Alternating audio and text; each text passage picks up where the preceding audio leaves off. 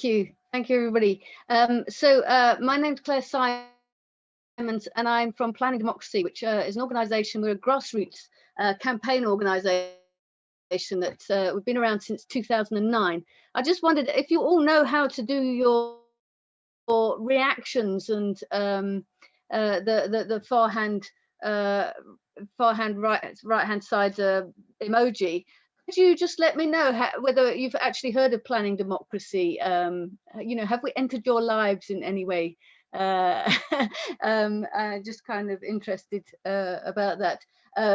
So we campaign for a fairer and more inclusive planning system in Scotland. And there's quite a few no's. Good. Well, you're getting to know us, so we're campaigning hard on your behalf. We're just a small voluntary organisation, but we particularly punched above our weight, I think, during the planning reforms of 2019. So the 4 years that led up to the new Planning Act of 2019, we worked extremely hard on your behalf. And a lot of our knowledge and what informs what we do comes from a number of case studies. I think we've probably got about 70 case studies from around the country.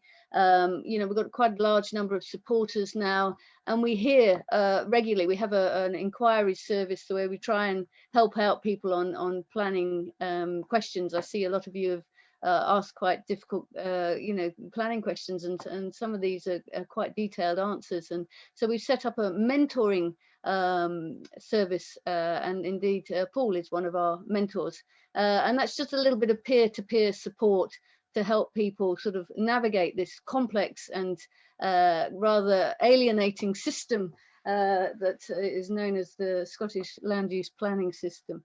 One of the things that I did at a talk earlier this week last week, was I just asked people to put in 3 words that described their experience of planning. If you've got any, I mean, if you haven't, doesn't matter. If you could do that again while I'm speaking, perhaps I did a Wordle diagram last time, and it was quite revealing. You can see it on our Facebook page, which is the Planning Democracy Facebook page.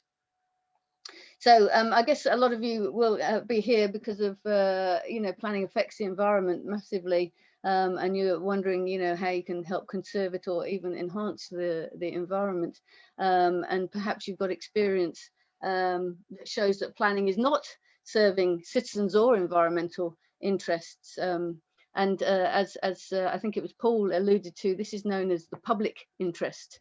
That's a planning sort of term. The system is there to deliver development in the planning, in the public interest. However, today, with our market values and the vested interests that promote a business-friendly planning system, it's not so easy to deliver development in the public interest and the kind of things we need, affordable housing, sustainable building, environmental places, and so on. So our current system of planning that was brought into law in the 1940s has been somewhat emasculated over the years by austerity and neoliberal policies and practices. I think it was in 2018 or 19, Scotland lost 200 planners. So these guys are really working in difficult circumstances. Our current system sort of places a lot of emphasis on being efficient, speed and efficiency, especially during the Planning Act and the planning reforms. It was all about making the system more efficient, not necessarily better. This is demonstrated by the reports that planners have to make out every month and send to the Scottish Government, reporting on their performance reports. And these key measures, they're about how many weeks it's taken to process an application. It's about how many applications have been processed. But what is not measured is the quality of the outcomes and how many applications decisions have been approved that run contrary to the local development plans, and so on.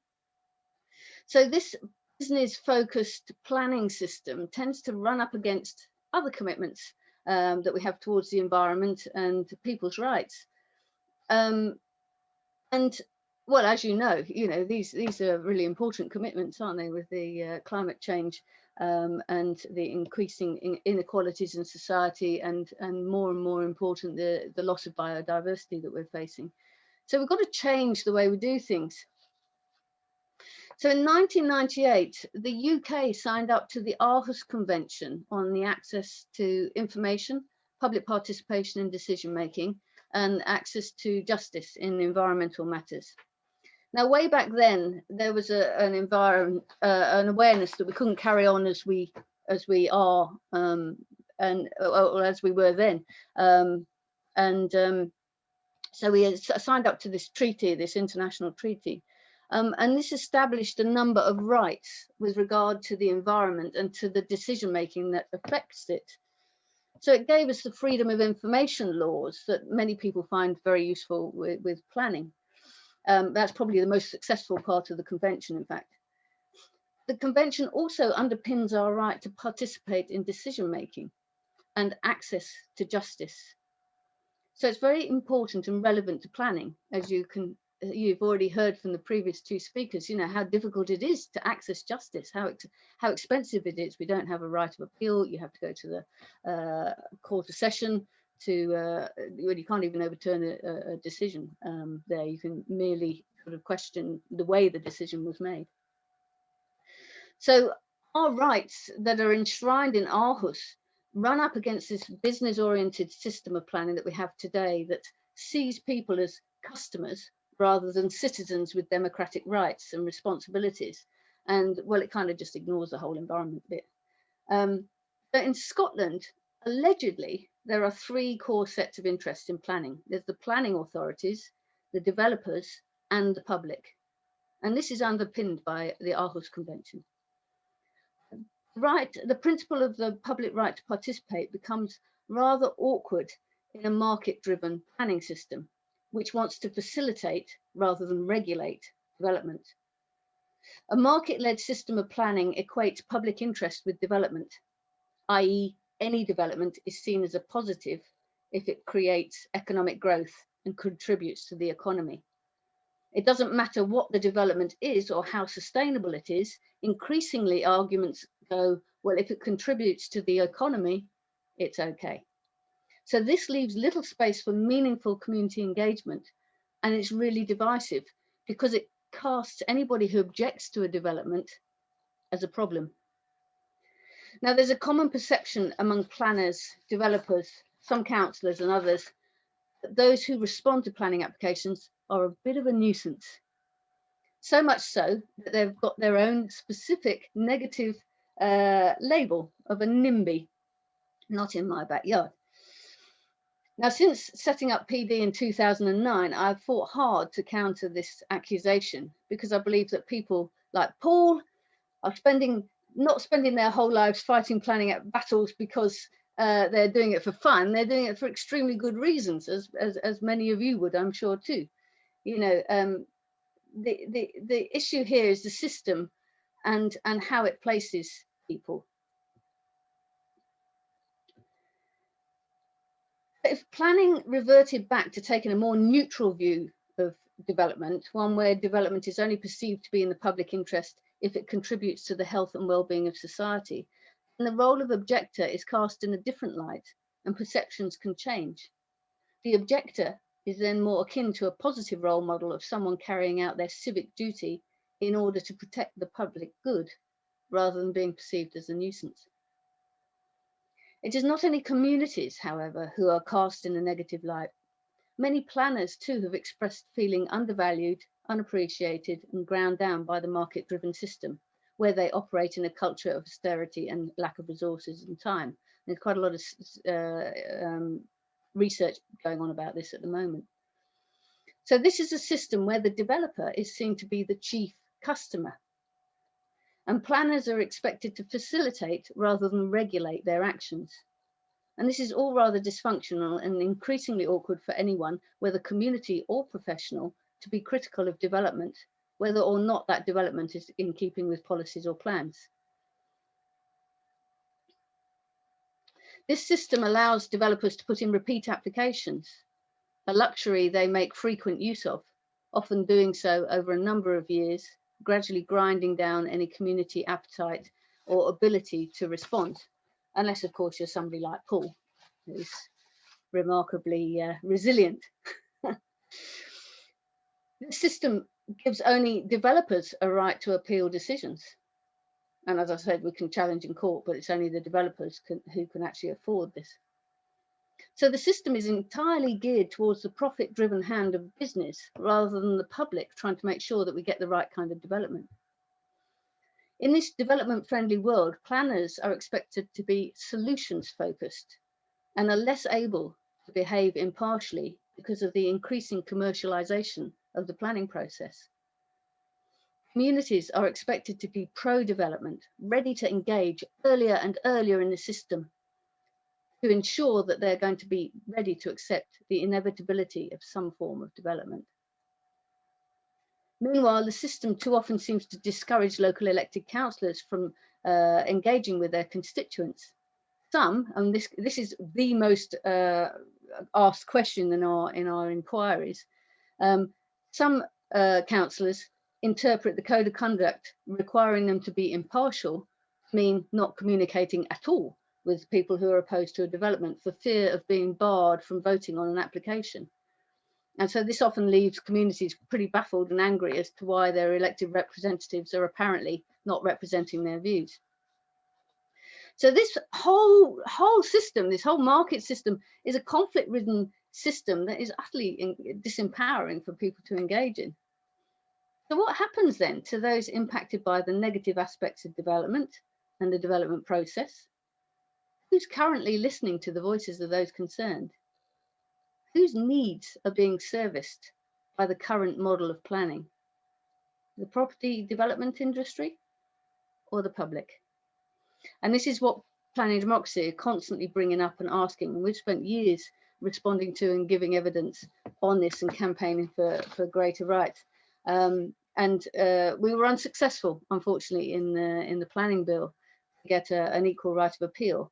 But I guess one of the small successes that we did have was, the narrative of the planning bill was very much changed, and so it moved from talking about speed and efficiency to very much more talking about community rights and things. But unfortunately, that didn't actually translate into us getting any more rights.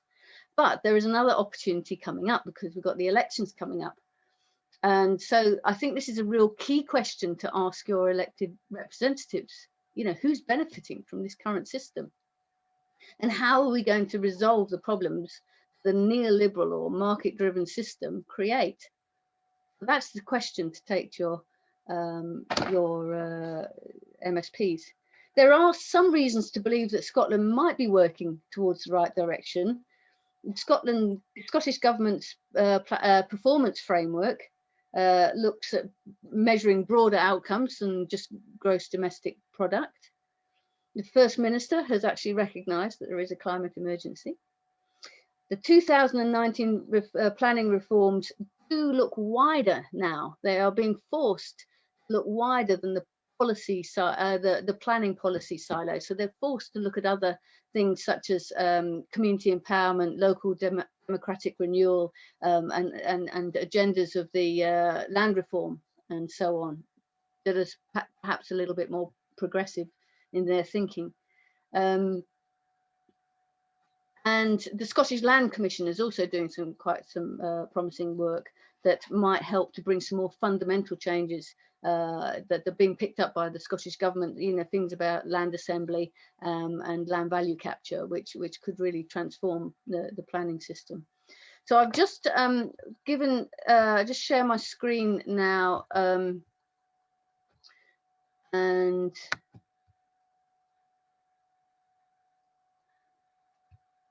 can you see that? Yeah. Yes. Why? Yeah, sorry. There we go.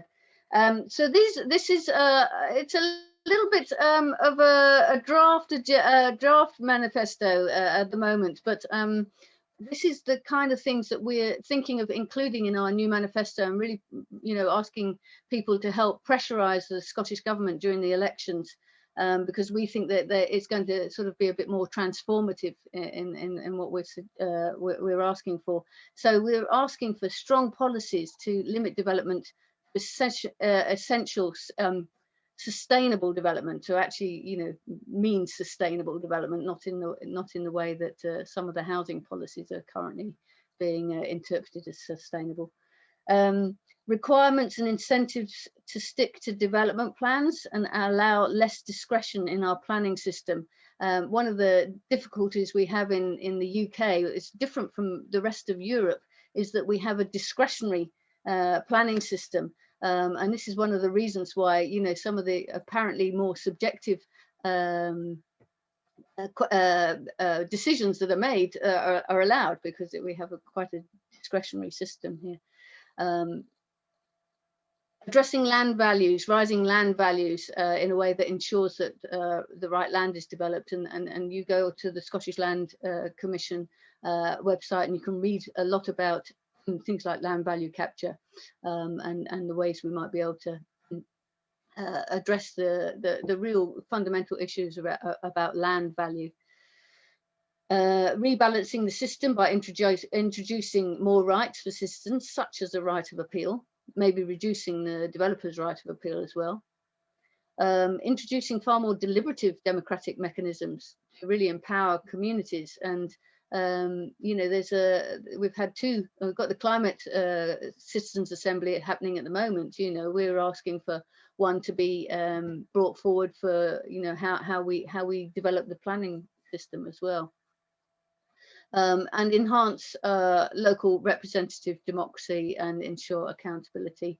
And the other thing I'm thinking about is a do no harm principle. In my other life, I'm a nurse, and it makes me think of the do no harm principle that doctors have, and I think planners perhaps should have the same.